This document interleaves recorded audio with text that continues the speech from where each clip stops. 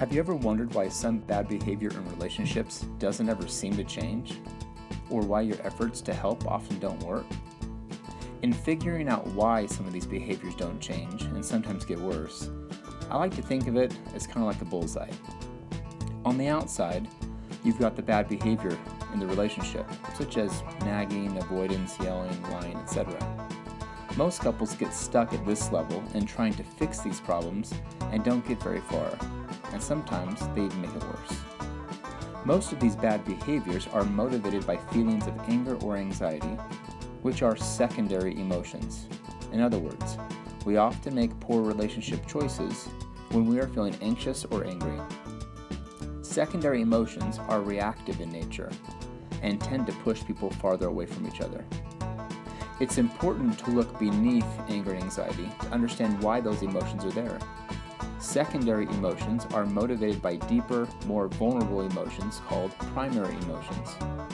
Common primary emotions include fear, hurt, shame, disappointment, and loneliness.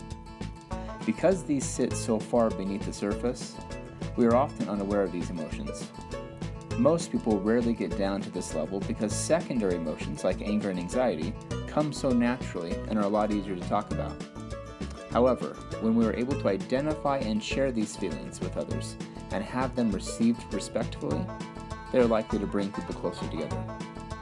Now, while it can be super helpful to understand the emotions that sit underneath some of our bad relationship behavior, we still haven't hit the core issues yet. At the center of the bullseye, beneath all these emotions and bad behavior, are core emotional needs, such as security, acceptance, growth or progress, love and connection, competence and autonomy, or the ability to act for yourselves and not be controlled. Whether we realize it or not, we all strive to have these needs met. Unfortunately, the way most of us go about getting these needs met usually backfires on us. When these needs aren't met, they activate these primary emotions, which intensify our secondary emotions and ultimately motivate behavior that hurts our relationships. Let me give you an example. People who are insecure lack a sense of security, which is a deep unmet need. These insecurities produce a lot of fear, which is a primary emotion. Fear can motivate both anger and anxiety, which are secondary emotions, and ultimately lead to bad relationship behavior, such as nagging, yelling, or other efforts to control. In saying all this, please don't misunderstand. Unmet needs don't excuse bad behavior, they simply make it more difficult to control. And if we want to minimize bad behavior, we should strive to be helpful rather than hurtful. So here are a few keys to keep in mind when addressing bad behavior. 1. You can't make someone else change, you can only influence them. 2. Ask yourselves, what's going on beneath the surface? Then, respond to the need rather than trying to fix the behavior. This will increase your positive influence. 3.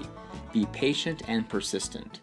People don't change in an instant, and needs are not met overnight. So do the small things that will help others rather than those things that don't. If you do these things, you'll hit the bullseye and will be much more likely to minimize the bad behavior in your relationships. If you want to learn more, ask questions, and get other great relationship advice, check us out at www.byuido.org.